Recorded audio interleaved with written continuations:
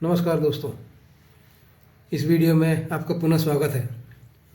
आज जो वीडियो में आपको जो गाना बताने जा रहा हूँ इस वीडियो में वो बड़ा ही कह सकते हैं कठोर भाषा में है या बड़ा ही ब्लंट, जिसे अंग्रेजी में कहते हैं ब्लंट भाषा में है। सुन के थोड़ा सा बुरा भी लगता है गाना ये, और आदमी सोचने पर मजबूर हो जाता है। ये गाना है औरत ने जन्म दिया मर्दों को, मर्दों ने उसे बाजार दिया, जब जी चाहा मसला कुचला, जब जी चाहा धुतकार दिया। सुनकर थोड़ा झटका लगा होगा ना।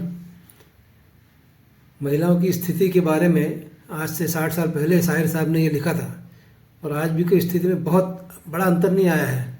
कहने के लिए ज़रूर नारी सशक्तिकरण वगैरह हो गया है, लेकिन चलती आज भी पुरुषों की ही है समाज में। और जिस तरह से महिलाओं को खिलौना बना के पेश किया जा रहा है आज की तारीख में, उस पर शाहिर साहब ने आज से 60 साल पहले इस गाने में लिख दिया था। औरत ने जन्म दिया मर्दों को, मर्दों ने उसे बाजार दिया, जब जी चाहा मसला कुचला, जब जी चाहा धुतकार दिया। आज मैं इसी गाने पर बात करने वाला हूँ, ध्यान सुनिए। असल में साहिर लुधियानवी के शेरों, गज़लों और नज़मों में औरत का जो दर्द है और मर्द के प्रति उसकी क्रूरता है वो साफ दिखाई देती है। क्योंकि साहिर ने अपने बचपन में जो देखा और उन पर जो बीता, वैसा ही उन्होंने आगे अपनी लेखनी में उतार दिया है। साहिर के लिए उनकी माँ ने बहुत दुख झेले थे। आज जो मैं गीत जो बताने जा रहा हूँ वह है फिल्म साधना का। ये फिल्माया गया है वैजयंती माला पर, और फिल्म का सब्जेक्ट है वेश्याओं द्वारा समाज में स्थापित होकर उनकी पुनर्विवाह की इच्छा। ये बड़ा कठिन और कठोर विषय है, लेकिन B.R. चोपड़ा साहब ऐसे विषय लाते रहते थे। ज़रा इनके शब्दों पर गौर कीजिए। अंतरे में शायर साहब लिखते हैं, तुलती है कहीं दीनारों में, दीनार है ना जो अरब देशों में करेंसी है, पहले औरतों को तोलक के बेचा जाता था इस्लामिक कंट्रीज में। तुलती है कहीं दीनारों में, बिकती है कहीं बाज़ारों में, नंगी नचवाई जाती है अय्याशों के दरबारों में, ये वो बेइज्जत चीज़ है जो बट जाती है इज्जतदारों में। दूसरे पैरा में वो लिखते हैं, मर्दों के लिए हर जुल्म रवां, यानी मर्द कितना भी जुल्म करे उसके लिए वो जायज़ है। मर्दों के लिए हर जुल्म रवां, औरत के लिए रोना भी खता, यानी अगर औरत रोए भी तो उसकी गलती मानी जाती है। मर्दों के लिए लाखों सेजें, यानी मर्द चाहे तो कितने बिस्तर पे सो ले, औरत के लिए बस एक चिता, औरत के लिए बस एक चिता। मर्दों के लिए हर ऐश का हक, औरत के लिए जीना भी सज़ा। तीसरे अंतरा में शायर साहब लिखते हैं, जिन होठों ने इनको प्यार किया उन होठों का व्यापार किया। पुरुषों को लानत भेजती औरत कहती है, जिस कोख में इनका जिस्म ढला उसी कोख का कारोबार किया। जिस तन से उगे कोपल बनकर, यानी पेड़ में से जो पौधे में से निकलता कोपल, जिस तन से उगे कोपल बनकर उस तन को जलीलो खार किया, यानी उसको बेइज्जत किया।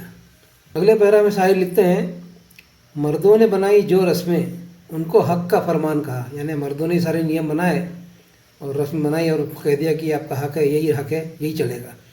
मर्दों ने बनाई जो रस्में उनको हक का फरमान कहा, औरत के जिंदा जलने को कुर्बानी और बलिदान कहा। इस्मत के बदले रोटी दी उसको भी एहसान कहा, इस्मत है ना इज्जत, इस्मत के बदले रोटी दी उसको भी एहसान कहा। औरत ने जन्म दिया मर्दों को। अगले पैरा में लिखते हैं, संसार की हर एक बेशर्मी गुर्बत की गोद में पलती है, यानी संसार की जितनी भी बेशर्मियाँ हैं वो असल में गरीबी से निकलती हैं। संसार की हर एक बेशर्मी गुर्बत की गोद से में पलती है, चकलों में ही आकर रुकती है, फाकों से जो राह निकलती है, यानी वेश्यालय में आकर ही वो रुकती है जो चीज़ औरत, वो फाकों यानी भूख से जो रास्ता निकलता है वो सीधे वेश्यालय में आके औरत को ढकेल देता है। चकलों में ही आकर रुकती है, फाकों से जो राह निकलती है, मर्दों की हवस है जो अक्सर औरत के पाप में ढलती है। हवस तो मर्दों की है, लेकिन पाप उसे औरत का कहा जाता है। अगले पैरा में लिखते हैं, औरत संसार की इस्मत है फिर भी तकदीर की हेटी है। कहते हैं कि भाई औरत इज्जत है, लेकिन फिर भी वो कहते हैं कि वे तकदीर की हेटी है, यानी कमी है। अवतार पैगंबर जनती है फिर भी शैतान की बेटी है। आपने कहीं कहीं पढ़ा होगा, कहीं कहीं इधर कि स्त्री नर्क का द्वार है और स्त्री शैतान की बेटी है। उसमें कहते हैं, वैजयंती माला कहती है, अवतार पैगंबर जनती है फिर भी शैतान की बेटी है, ये वो बदकिस्मत माँ है जो बेटों की सेज पर लेटी है। औरत ने जन्म दिया मर्दों को, मर्दों ने उसे बाजार दिया, जब जी चाहा मसला कुचला, जब जी चाहा धुतकार दिया।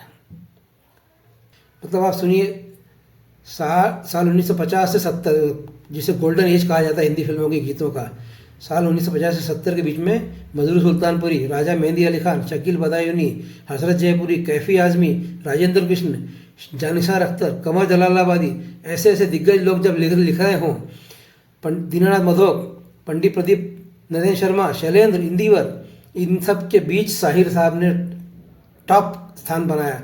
और उसमें के मतलब स्टार गीतकार थे जो मन चाहे पैसे लेते थे और मन चाहा गीत लिखते थे।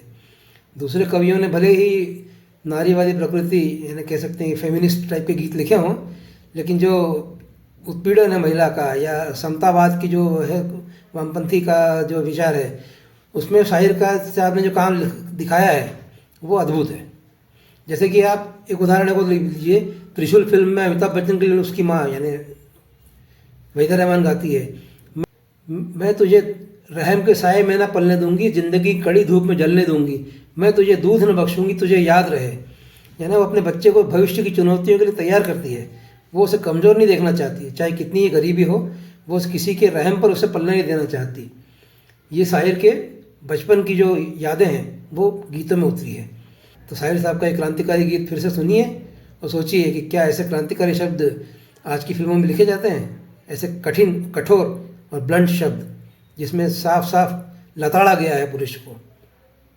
ये गाना सुनिए। अगर पसंद आए वीडियो, इसका डिस्क्रिप्शन पसंद आए तो इसको लाइक भी कीजिए। धन्यवाद, नमस्कार।